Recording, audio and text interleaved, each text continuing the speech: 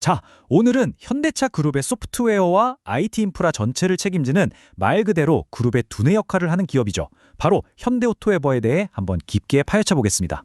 먼저 이 회사가 도대체 어떤 일을 하는 곳인지, 그리고 세계적인 자동차 그룹인 현대차 그룹 안에서 얼마나 중요한 위치를 차지하고 있는지부터 정확히 짚고 넘어가야겠죠?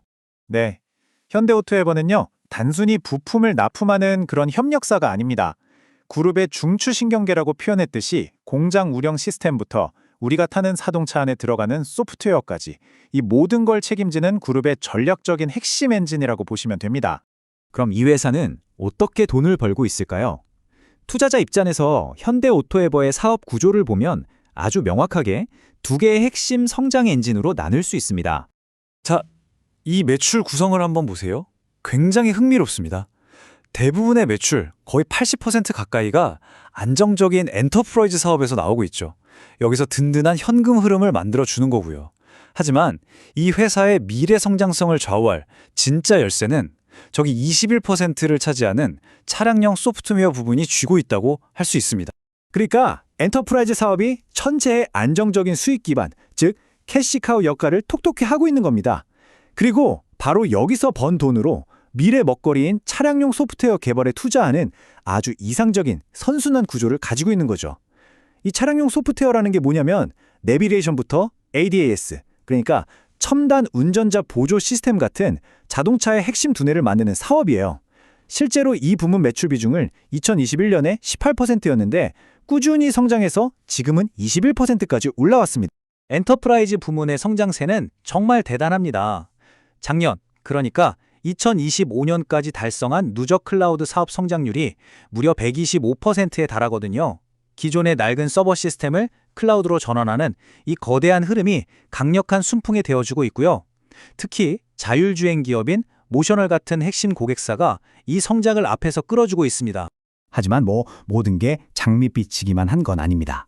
미래를 제대로 보려면 지금 당장 차량용 소프트웨어 사업이 마주하고 있는 단기적인 어려움, 이 역풍부터 한번 살펴봐야 합니다. 지난 몇 년간 정말 무섭게 고속 성장을 이어오던 이 부문이 회사 표현을 빌리자면 연착륙 국면에 접어들었다고 합니다. 도대체 왜 갑자기 성장세가 둔화된 걸까요? 바로 이런 외부적인 요인들 때문입니다. 작년에 부과된 완성차 관세가 전반적인 판매량과 순정 옵션 수요를 동시에 위축시켰고요. 또 차량 가격 자체가 많이 오르다 보니까 소비자들이 비싼 순정 내비게이션을 선택하는 걸 망설이게 된 거죠. 여기에다 유럽 시장에서는 저가 중국산 전기차가 무섭게 치고 들어오면서 경쟁이 아주 치열해졌습니다. 이런 복합적인 요인들이 회사의 핵심 성장 동력을 단기적으로 압박하고 있는 상황입니다. 하지만 회사 측은 아주 강력한 경쟁 우위, 이른바 기술적 해자가 있다고 자신하고 있습니다. 이게 그냥 스마트폰 내비게이션 앱하고는 차원이 다르다는 이야기죠. 현대오토에버의 소프트웨어는 아까 말씀드린 ADS처럼 차량의 핵심 안전기능, 편의기능과 아주 깊숙하게 얽혀서 통합되어 있습니다. 이건 외부 솔루션들이 절대로 쉽게 따라할 수 없는 아주 강력한 방어막이 되어줍니다. 자, 그럼 이런 단기적인 어려움을 딛고 이 회사의 미래를 이끌어갈 성장 동력은 과연 무엇일까요? 투자자 관점에서 반드시 주목해야 할 세 가지 강력한 열쇠가 있습니다. 바로 이 세 가지입니다.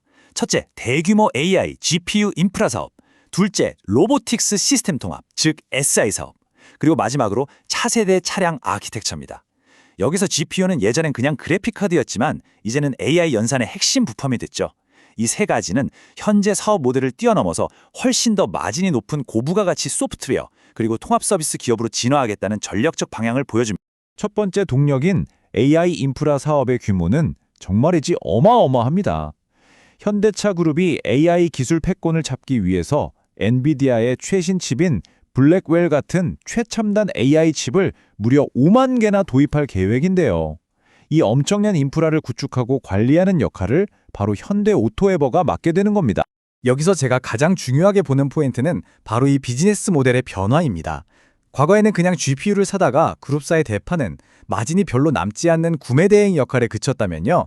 미래에는 AI 클라우드 인프라를 직접 구축하고 이걸 필요한 계열사들에게 빌려주면서 구독료나 사용료를 받는 고부가가치 서비스로 탈바꿈하는 겁니다. 이게 왜 중요하냐면 일회성 매출이 아니라 매달 따박따박 들어오는 예측 가능한 반복 매출을 창출하기 때문이죠.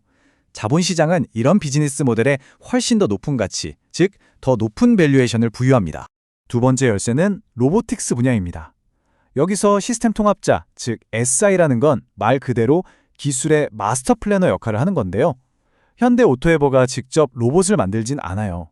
하지만 보스턴 다이내믹스 같은 곳에서 만든 최첨단 로봇들이 스마트 팩토리 안에서 서로 엉키지 않고 효과적으로 일할 수 있도록 전체 시스템을 설계하고 지휘하는 그런 역할을 맡게 되는 겁니다.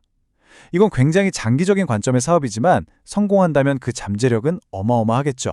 그리고 세 번째는 자동차가 만들어지는 방식, 그 근본적인 구조의 변화에 대응하는 겁니다.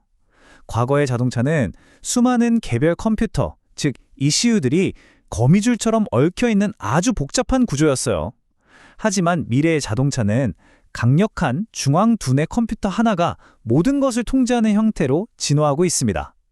현대오토에버는 바로 이 전환의 각 단계에 맞는 핵심 소프트웨어 플랫폼을 개발하면서 미래 자동차 시대를 착실히 준비하고 있는 겁니다. 자, 그럼 이 모든 내용을 종합해 볼 때 투자자로서 우리는 앞으로 어떤 점들을 눈여겨봐야 할까요? 핵심 투자 포인트와 반드시 체크해야 할 지표들을 한번 정리해 보겠습니다. 이 표가 핵심을 잘 요약해주고 있습니다.